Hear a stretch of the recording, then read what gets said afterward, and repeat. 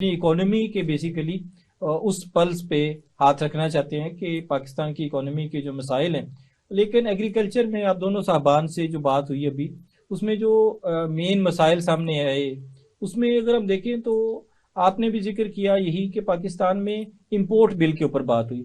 جب امپورٹ کرنا پڑے گا تو ڈالر پرچیز کرنا، پاکستان میں ڈالر جو ہے اس کے بڑھنے کی رفتار قابو ہی نہیں آ رہی، اور پاکستان کی تمام انڈسٹری جو ہے وہ اس وقت ان مسائل کا سامنا کر رہی ہے کہ ڈالر نہیں ہے، امپورٹ نہیں ہو سکتی، اور مسائل ہیں۔ لیکن کیا پاکستان کی ایگریکلچر، جس کے اوپر آپ نے کئی بلین ڈالر کا آپ نے کہا کہ جی ہم جی ڈی پی میں انڈکشن ہو سکتی ہے، فریش کیش آتا ہے، سارا کچھ ہو سکتا ہے، تو اس میں پاکستان کی اکانومی کے مین مسائل کو دیکھتے ہوئے میں چاہوں گا کہ ڈاکٹر صاحب آپ کا پالیسی کے اوپر بڑا کام ہے۔ تو پاکستان میں جو زراعت کی ترقی ہے، پاکستان کی جو اکانومی کے مسائل ہیں جو زراعت سے وابستہ ہے، اس میں کہیں نہ کہیں پالیسی کا بھی بہت بڑا ایشو ہے کہ پالیسیز کس طرح سے ڈیزائن کی جا رہی ہیں کہ پاکستان میں اگر ہمارا ایڈیبل آئل کا آپ نے کہا بل سب سے بڑا ہے، یا چائے کی امپورٹ ہو رہی ہے، ٹھیک یا ٹھیک پاکستان میں جو فوڈ جیسے گندم ہے، چاول ہے، گنا ہے، مکئی ہے، یہ فصلیں ہیں یا ویجیٹیبلز ہیں، تو اس کی اگانے کا نظام، اس کو پریزرو کرنے کا نظام، اس کی سپلائی چین کا جو نظام ہے، اس سب میں کہیں نہ کہیں پالیسی کا بھی عمل دخل ہے کہ وہ ماحول نہیں شاید بن پا رہا کہ پاکستان کی ایگریکلچر جو ہے وہ اتنی ترقی کر سکے۔ اس حوالے سے ذرا پالیسی کے اوپر بھی تھوڑا سا، پالیسی فریم ورک کے اوپر بھی میرے خیال ہے کہ آپ روشنی ڈالیں کہ وہ کس طرح سے جو ہے اس کو ہم دیکھ سکتے ہیں پاکستان کی معیشت کے ساتھ وابستہ کرتے ہوئے۔ بہت اچھا زبیر صاحب، یہ ایک پھر آپ نے بڑا چیپٹر کھول دیا ہے۔ پالیسی کس کے لیے؟ پالیسی فارمر کے لیے، policy micro small and medium enterprises کے لیے، جی پالیسی مارکیٹنگ کے لیے۔ گورنمنٹ اپنے طور پہ اور خاص طور پہ جو آؤٹ گوئنگ گورنمنٹ ہے، اس نے بڑے اچھے انیشیٹو لیے تھے اور اس سے زراعت کو فائدہ بھی ہوا۔ کچھ پالیسیز ایسی ہونی چاہیے جو کہ امیڈیٹ ریزلٹس پروڈیوس کریں، جی کچھ میڈیم ٹرم ہونی چاہیے اور کچھ لانگ ٹرم ہونی چاہیے۔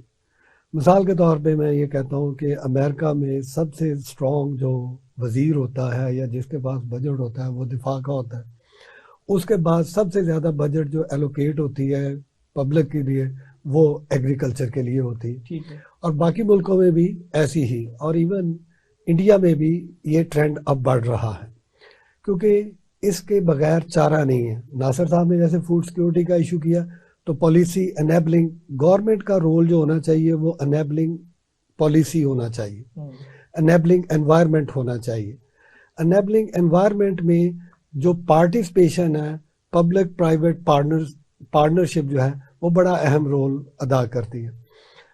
مثال کے طور پہ پاکستان میں آپ کو ایک دو اگزامپل دے دیتا ہوں کہ سٹرس انڈسٹری جی 2007 تک کوئی اتنی ڈیولپڈ نہیں تھی، اس کے بعد اس نے ڈیولپ کرنا شروع کیا۔ اسی طرح مینگو ویلیو چین جو ہے وہ ڈیولپ ہونا شروع ہوئی۔ تو پروڈکشن کے مسائل کو ساتھ لے کے پروسیسنگ کو انوالو کرنا پڑے گا، کیونکہ پروڈکشن اگر آپ کر لیتے ہیں، ابھی ایف اے او کے اسٹیٹسٹکس یہ کہتے ہیں کہ پاکستان میں جو پوسٹ ہارویسٹ لاسز ہیں وہ 20 سے 30% ہے۔ اگر ان ہارویسٹ لاسز کو یا پوسٹ ہارویسٹ لاسز کو ہم ٹرانسلیٹ کر دیں ان ٹرمز آف منی یا ان ٹرمز آف پروڈکٹ، اس کی بائی پروڈکٹ بنا لیں اور ان بائی پروڈکٹ پہ منیمم سٹینڈرڈز اپلیکیبل ہوں، تو ہم یہ لاس جو ہے وہ کم کر سکتے ہیں۔ اس کے لیے کاٹیج لیول سے لے کے اور اسمال اینڈ میڈیم انٹرپرائز تک گورنمنٹ کو سپورٹ کرنا پڑے گا۔ ڈیفینیٹلی۔ اسی طرح مارکیٹ ڈسٹورشنز بہت زیادہ ہیں۔ اب گورنمنٹ آف پنجاب نے PEMRA, Punjab market regulate authority بنا دی ہے۔ اب اس کی جو پالیسی ہے، جو اس کا رول ہے، وہ امپلیمنٹیشن ہونا چاہیے، صحیح۔ نہ کہ ابھی تک وہ جو کر رہے ہیں وہ ٹیکس کلیکشن اور ان کی مانیٹرنگ پہ فوکس کر رہے ہیں، جو کہ ان کا ایک سبسڈری جو ڈی جی ان کا ہے اس کا ایک سبسڈری رول ہونا چاہیے، جبکہ وہاں پہ جو مارکیٹس ہیں، جو پرائیویٹ سیکٹر میں بھی مارکیٹس کھولی گئی ہیں پنجاب میں خاص طور پہ 250 کے قریب، ان کے ریگولیٹری افیئرز دیکھنا ان کا کام ہے، ان کو سپورٹ کرنا ان کا کام ہے، اس سے جو ریونیو جنریٹ ہوتا ہے اس کی پراپر یوٹیلائزیشن کرنا، یہ پالیسی ہے. ٹھیک ہے. گورنمنٹ آف پنجاب نے اریگیشن پالیسی بھی بنائی ہے، امپلیمنٹیشن ابھی اس فیز میں نہیں جا سکی. گورنمنٹ آف سندھ نے بھی اریگیشن اور ایگریکلچر پالیسی. لامحالہ اس میں جو انٹرنیشنل ادارے ہیں وہ سپورٹ کر رہے ہیں، لیکن جو گورنمنٹ کا رول ہے کہ امپلیمنٹیشن کرنا، اس میں مسنگ لنکس ہیں. فار ایگزامپل کہ میرا ذاتی یہ ویو ہے، اور اس سے میں بڑا کنونسڈ بھی ہوں، کہ ہم آج تک جو ایگری ایکسٹینشن ہے وہ فری سروسز دے رہے ہیں. جی. اس کی کریڈیبلٹی نہیں بن پا رہی. اگر یہ پیڈ ہو، سب سے پہلے تو یہ ہے کہ ایگریکلچر ایکسٹینشن سٹاف پراپر اس کا جو مینڈیٹری رول ہے اس میں کام کرے، پھر ان کی نالج اپ گریڈیشن کی جائے. دنیا یہ اس ڈکیڈ میں جس میں ہم گزر رہے ہیں، اس میں بہت زیادہ ٹرانسفارم ہو گئی ہے. ابھی ناصر صاحب نے یہ جو ذکر کیا کووڈ، اس کے ساتھ ہی اگر آپ ملا لیں تو یہ جو فلڈز آئے ہیں، جی جی، اس کا بھی امپیکٹ آئے گا، آ رہا ہے. بالکل آ رہا ہے، بہت بڑا تھریٹ ہے یہ ہماری. تو اس کے لیے immediate remedial measure for agriculture کیا ہو رہے ہیں؟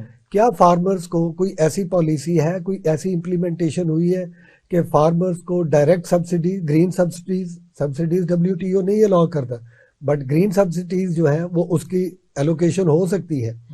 تو جو اسمال، جو کہ 80 to 85% ہے اسمال فارمر ہولڈر جو ہے پاکستان میں، ان کو سپورٹ کرنا چاہیے at this point of time, تاکہ آپ کے فوڈ سیفٹی کے، فوڈ سیکیورٹی کے اور سسٹینیبلٹی کے ایشوز جو ہیں، سب سے زیادہ ضرورت یہ ہے کہ ایسی پالیسی ہونی چاہیے، چاہے وہ پروسیسنگ کی ہو، چاہے وہ مارکیٹنگ کی ہو، چاہے وہ آؤٹ ریچ کی ہو، وہ سسٹینیبل پیرامیٹرز ڈیفائن کرنے چاہیے، اور اس کی monitoring and evaluation third party سے ہونی چاہیے. انٹرنل ایویلویشن جو ہے اس پہ میں کم از کم یقین نہیں رکھتا، اس میں ابھی بھی فلاز ہیں.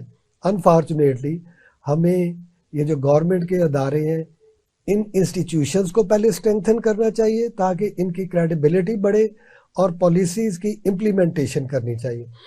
اگین میں یہ کہوں گا کہ پالیسی کے اوپر ایک سیپریٹ سیشن ہونے چاہیے، اور وہ ڈفرینٹ ورژنز پہ ہونی چاہیے تاکہ ان کو کمپلیٹلی تھریش آؤٹ کیا جا سکے. اوور آل جو ہے وہ یہی کہا جا سکتا ہے کہ at this point of time اگر کوئی پالیسیز ہے تو ان real letter and spirit implement نہیں ہو رہی، جس کی وجہ سے جو ہماری پروڈیوس ہے، جو فارمرز ہیں، ان کی کریڈیبلٹی نہیں بن رہی، اور ان کو جو مارکیٹ سے ریٹرن ملنا چاہیے وہ نہیں مل رہا.